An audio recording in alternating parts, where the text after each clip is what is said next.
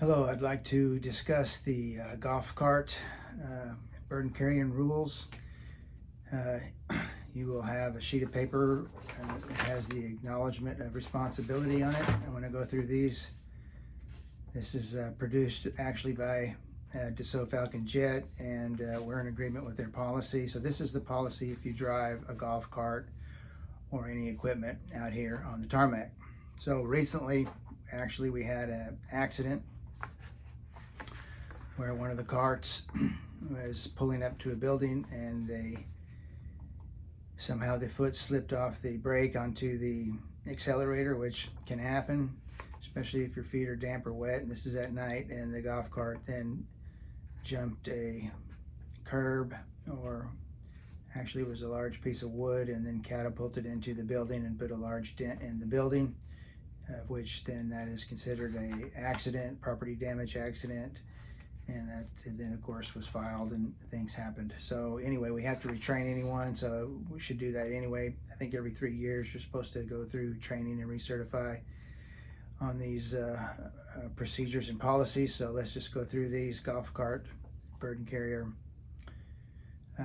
Only authorized employees are to drive equipment, so you must have a supervisor's permission to do that. Everyone can't just jump in a cart, take off and drive. You must have supervisor's acknowledgement to do so, and you must complete this paperwork in order to do so, because you're going to sign off on this here at the bottom. You are to observe all Arkansas and vehicular laws such as lane travel, stop signs, etc. Drivers and passengers must remain seated while the vehicle is moving. If the equipment has seat belts, the operator and passengers shall wear them. That primarily applies only to the forklift in our case, since that's the only one with a seatbelt.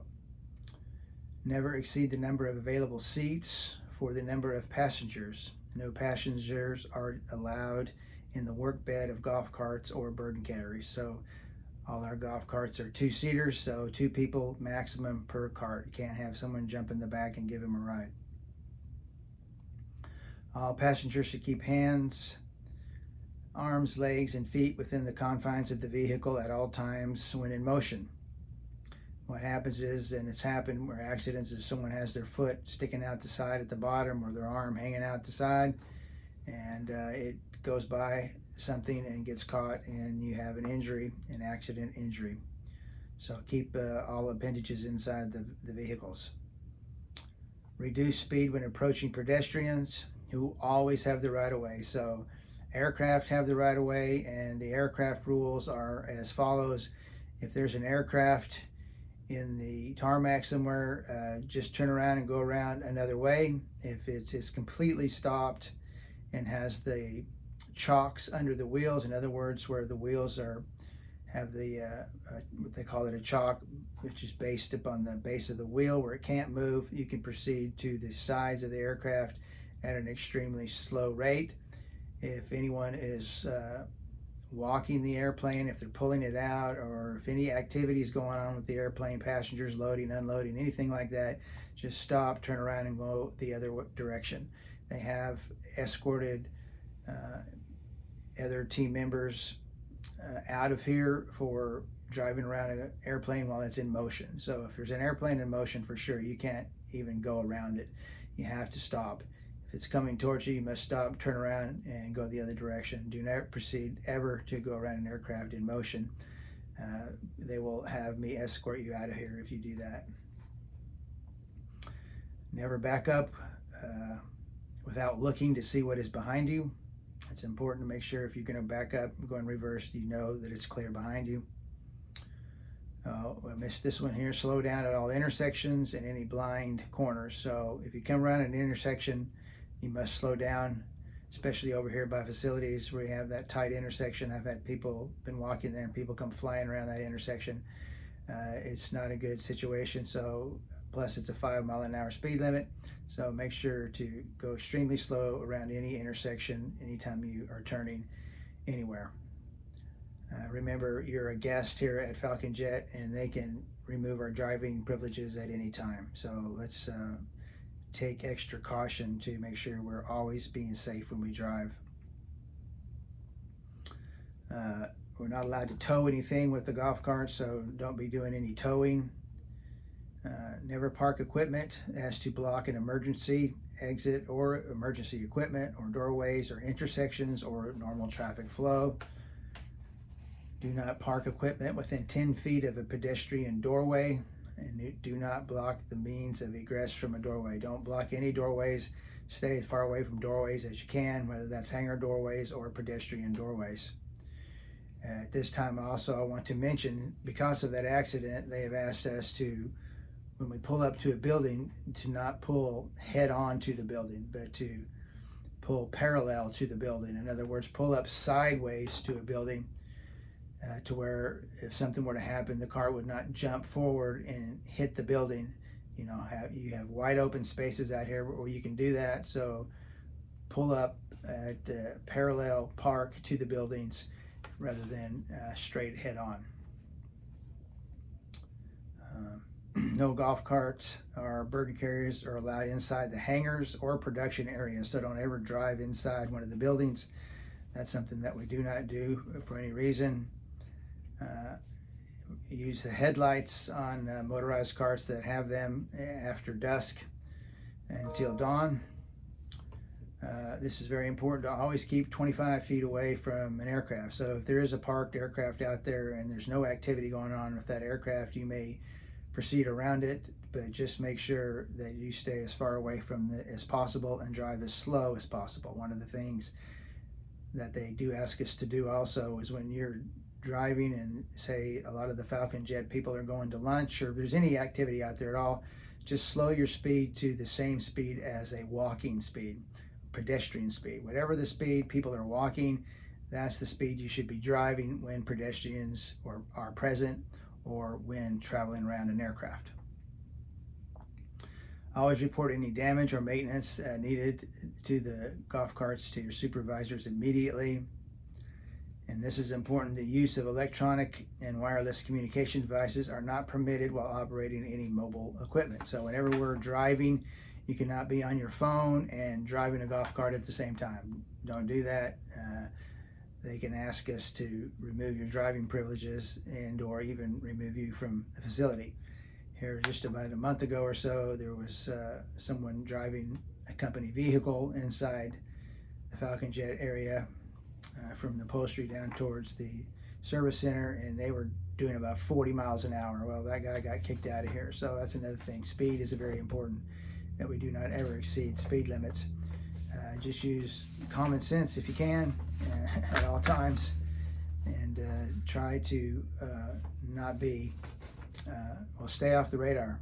Don't get yourself on the radar, and just be very complimentary to everyone out here when you're driving. So I'm going to run over a few test questions here, try to keep these true or false, and see what you think when I ask you this question. So we're going to go over what rules drivers must follow when driving. So true or false: you shall not exceed the speed faster than normal walking speed when approaching or passing a pedestrian, or 10 miles an hour at any other time. True or false? That would be true. In a crowded area, drivers must park until congestion is reduced or proceed at a slow walking pace.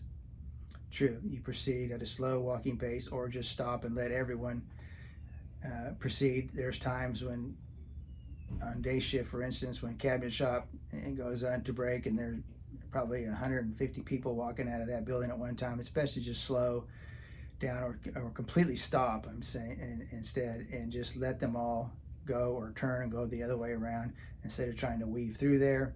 Just let them go and give them the right of way, obviously. Drivers and passengers must keep their legs and arms within the cab at all times when driving. True or false? That is true. Before entering a motorized cart, you should make everything is secure and properly stored in the back of the cart and inside the cart. That is true. So I've seen loose bags, loose paper, trash, different things that is not secured in the back of the cart, and when we take off driving, it blows out of the cart. You may see that, you may not. So that is, again, is a violation of their policy. So make sure when you have something in the back of the cart that is secured down. You can't have just loose bags or paper back there that can blow out. Again, the following areas are prohibited when parking. True or false? Blocking entrances to buildings, stairways, and main thoroughways. Yes, that is true. Do not block entrances. What about sidewalks that would block restricted pedestrian traffic? Again, that's true. Do not block any sidewalk to reduce pedestrian traffic.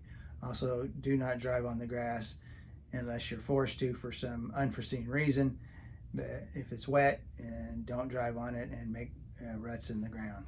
But it'd only have to be an emergency that you drive over the grass. Don't drive over the grass just to avoid stopping and letting a pedestrian go by, for instance.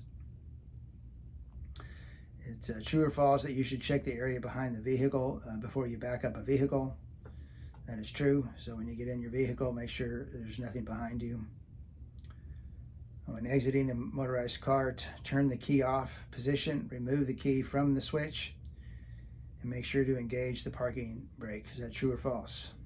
That's true. You should, when you exit a vehicle, make sure that you turn the power off to the vehicle. You should press the emergency brake and lock the brake in place.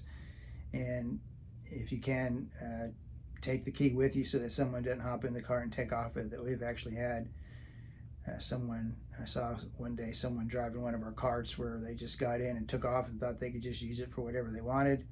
I had to chase that guy down, but so that could have easily been avoided if they'd have just took the key with them and not allowed that to happen. Out here on our car lot, they don't mind it so much, but maybe if you pull up in front of a hangar, you might want to take the key with you.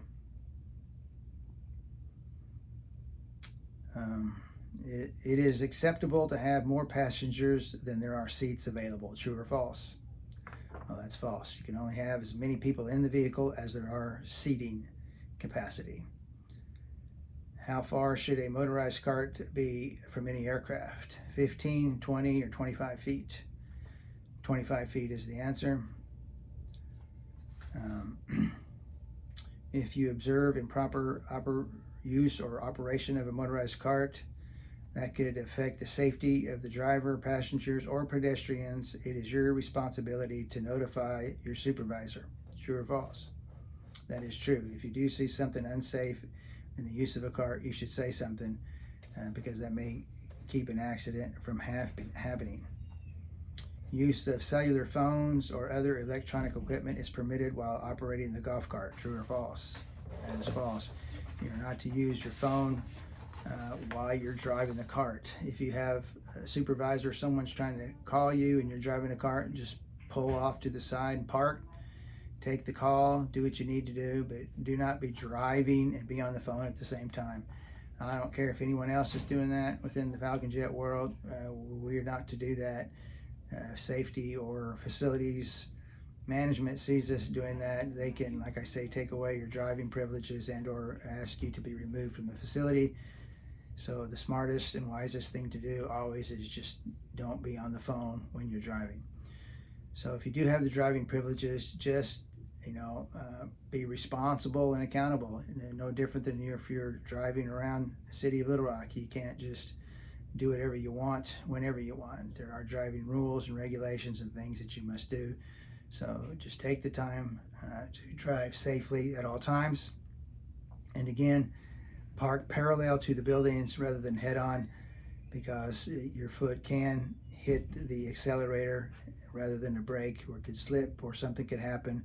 I've seen something fall off of the seat and hit the accelerator and cause an accident. Just a lot of different things can happen.